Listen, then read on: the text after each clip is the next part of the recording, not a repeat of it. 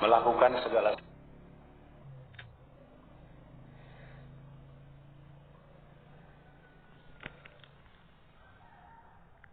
koordinasi sebenarnya bagian dari sebuah skenario atau strategi menyelesaikan urusan-urusan pemerintah dan pembangunan di daerah ini.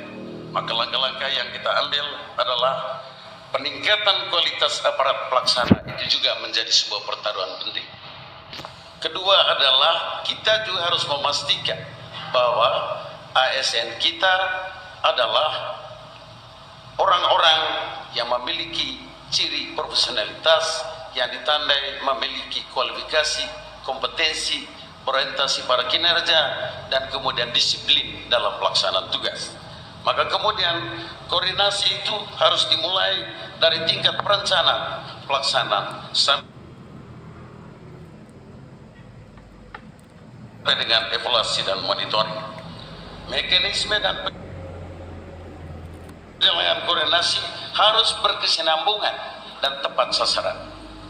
Oleh karena itu, aurah atau marwah lembaga wakil bupati memperlihatkan juga sebenarnya sebuah pertaruhan untuk membantu seorang bupati dalam kelancaran penyelenggaraan pemerintahan, pembangunan, dan urusan pelayan kemasyarakatan.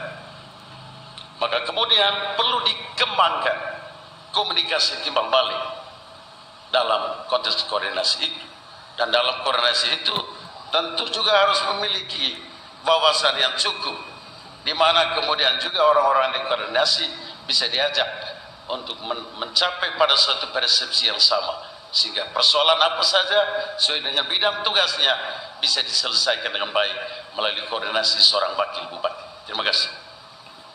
Masih ada waktu Bapak, mungkin mau ditambahkan? Oke, terima kasih. Saya persilakan calon wakil bupati nomor urut 1 untuk menanggapi 1 menit dari sekarang. Baik, terima kasih. Dengan melihat tata laksana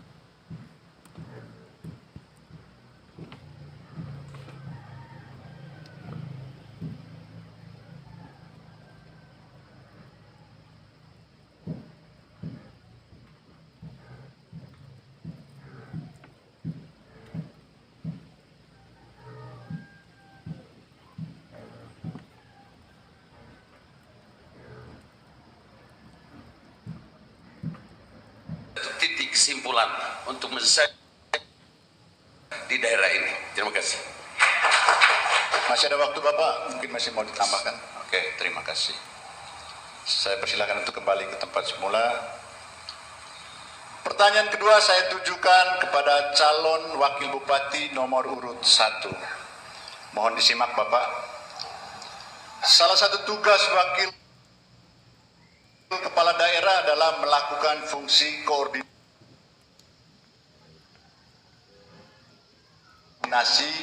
kegiatan perangkat daerah dan menindaklanjuti laporan pengawasan aparat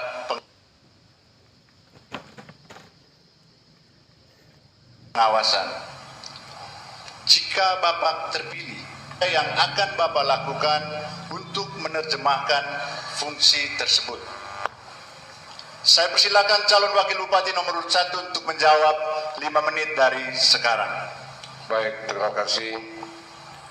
Langkah-langkah yang ditempuh pertama, mengefektifkan peran lembaga pengawas, yakni inspektorat, dan juga merespons hasil penilaian kinerja yang dilaksanakan oleh lembaga-lembaga pemerintah pusat, seperti dalam hal ini Badan Pemeriksa Keuangan, BPK, KPK, dan lembaga lainnya, agar dalam menjalankan roda pemerintahan ini yang saya katakan tadi good governance ini, agar betul-betul bebas dari korupsi atau penyalahgunaan wewenang dari setiap perangkat daerah di Kabupaten Manggarai ini. Yang kedua, mengefektifkan kerja sesuai dengan target kinerja dan waktu berdasarkan acuan kinerja, yakni input,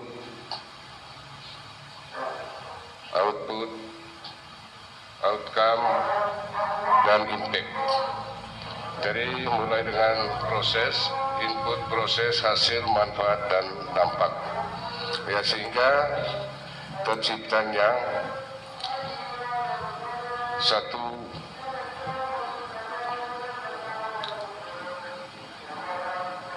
satu fungsi pengawasan yang efektif dan efisien.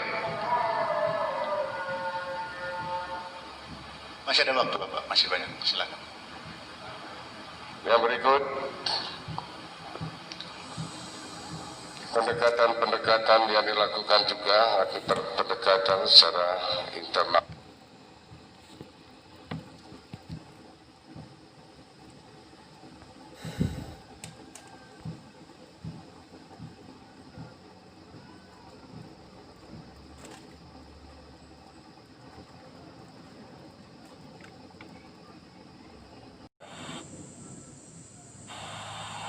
Dalam melaksanakan fungsi dan pengawasan, di samping itu juga melakukan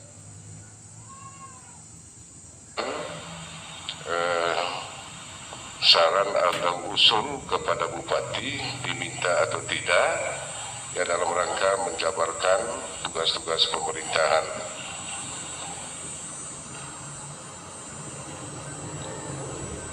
Silakan Bapak, masih ada waktu.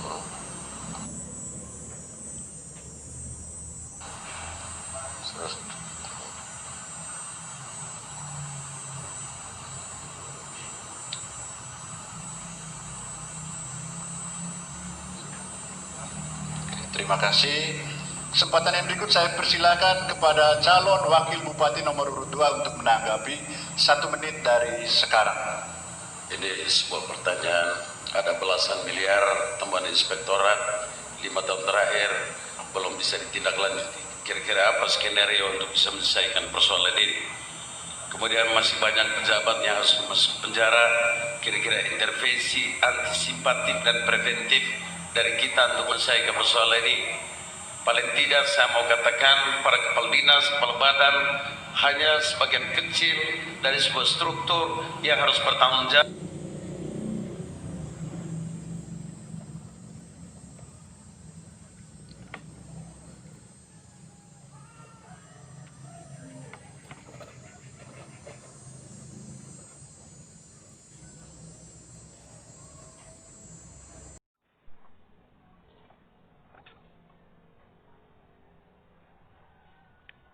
Satu menit dari sekarang. Khusus untuk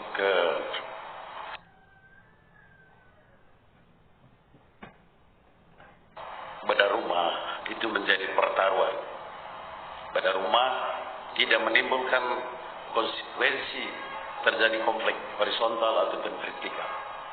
Karena itu adalah dana hibah untuk menyelesaikan ada parsial atau bagian-bagian dari kerusakan rumah sehingga dianggap tidak layak huni.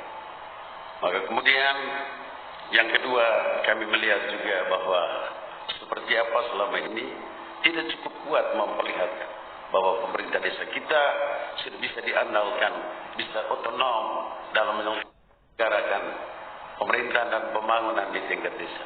Itu juga diakibatkan dari apa yang kami lihat selama ini, intervensi parsial melalui instansi yang langsung berhadapan dengan pemerintah desa tidak siap untuk memberikan kemestian bahwa pemerintah desa juga harus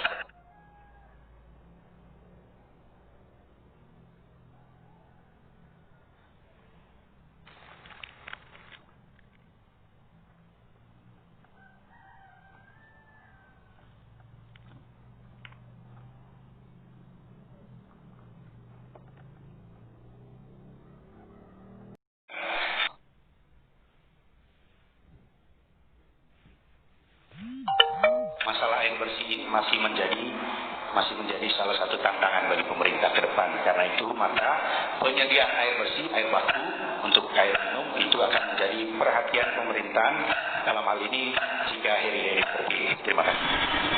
Waktu habis Bapak, terima kasih. Mari kita berikan tepuk tangan yang meriah untuk kedua pasangan calon ini. Terima kasih. Sebelum kita masuk pada segmen keempat, yaitu segmen debat antara calon bupati dan debat antara calon wakil bupati.